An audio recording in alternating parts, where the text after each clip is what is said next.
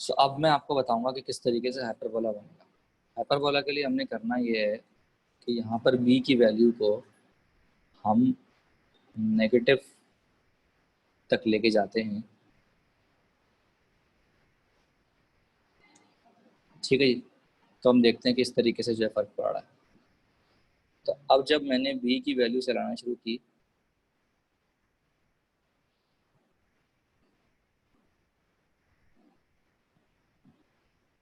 तो क्योंकि b पे स्क्वायर लगा हुआ है तो नेगेटिव वैल्यू है तब भी वो उसके ऊपर कोई फर्क नहीं आने दे रहा,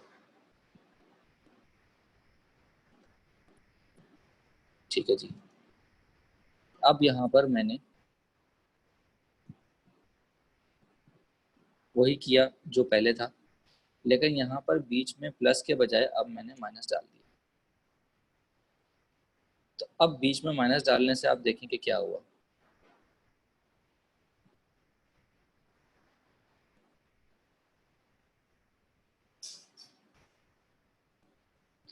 देखते हैं दोबारा। तो एक और इक्वेशन बनाता हूँ मैं, और से देखेंगे। और यहाँ पर मैं रख रहा हूँ प्लस। तो अब आप देखें कि b के चेंज होने से क्या हो रहा है।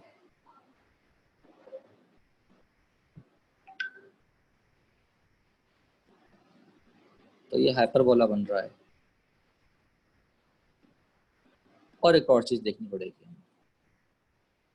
अगर हम इसी में कांस्टेंट की जगह पर 0 डाल दें तो आपको नजर आएंगे इसके एसिम्पटोट्स।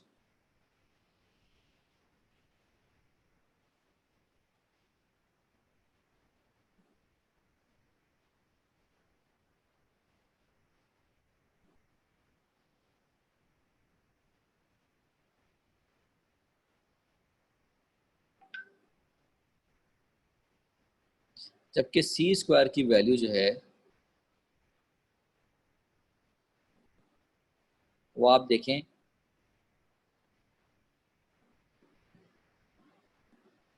किस तरीके से कैलकुलेट हो रही है।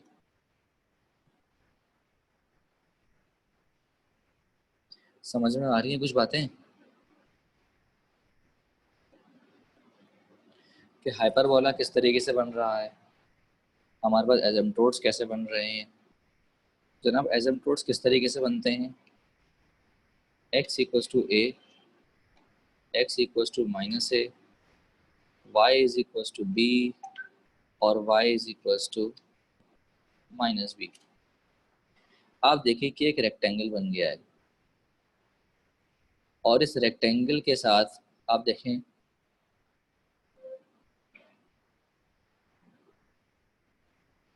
रेक्टेंगल बन गया और रेक्टेंगल के जो डायगोनल्स हैं वो बेसिकली एसिम्पटोट्स हैं।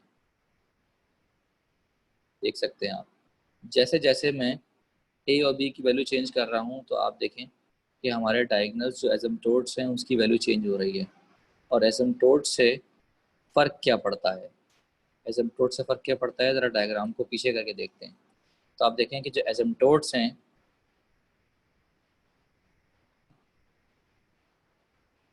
उसके ऊपर डिपेंड करता है कि हाइपरबोला का मुंह कितना खुलेगा। आप देखें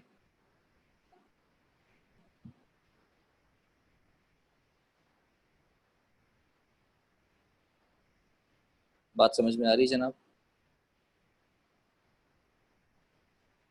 ठीक है जी। सो बेसिकली हाइपरबोला किस तरीके से बनता है ज़रा मैं आपको अब दोबारा से समझा देता हूँ।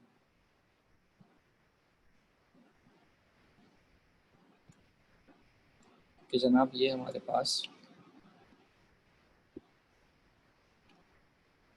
एलिप्स है, ठीक है जनाब। यहाँ कहीं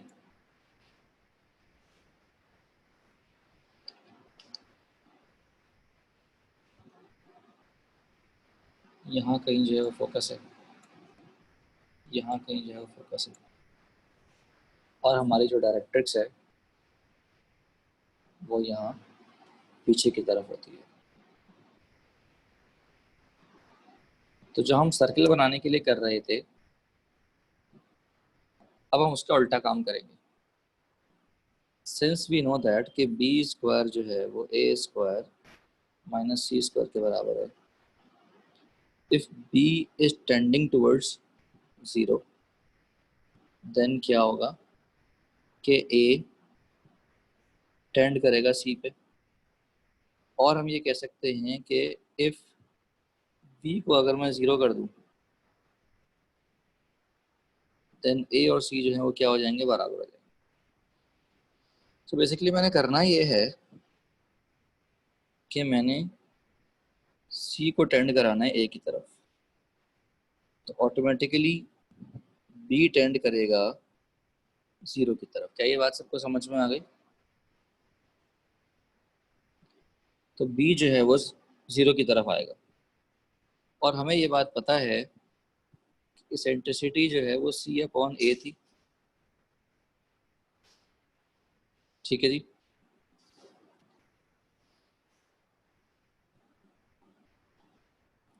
और डायरेक्ट्रिक्स था x equals to a upon e. तो क्योंकि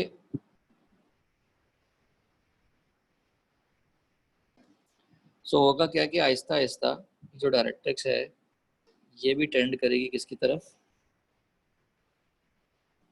ए की तरफ, क्योंकि ए और सी बराबर होता आएगा तो ई की वैल्यू 1 की तरफ टेंड करेगी, और जब 1 की तरफ टेंड करेगी तो ये x इक्वल्स टू ए की तरफ टेंड करेगा।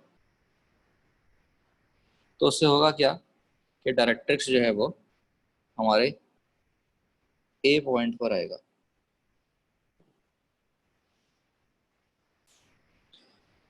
सो अब मैं इससे आगे बढ़ रहा हूँ।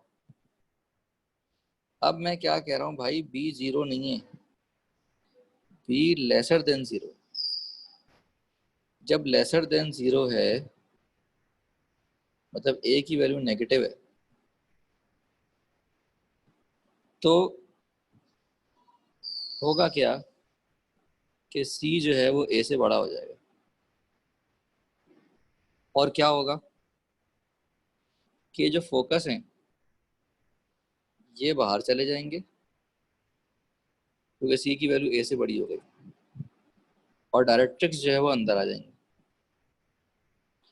और कर्व हमेशा फोकस को छुपाता है,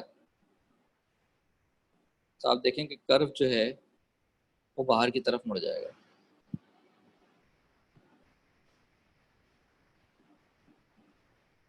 कर्व जो है वो बाहर की तरफ मुड़ जाएगा।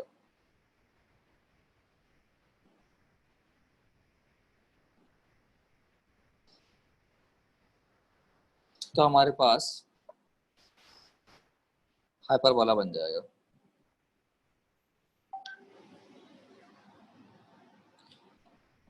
सो हुआ ये कि जब b की वैल्यू को मैं नेगेटिव में लेके जाऊंगा तो उससे क्या होगा कि हमारा जो फोकस है वो चला जाएगा बाहर,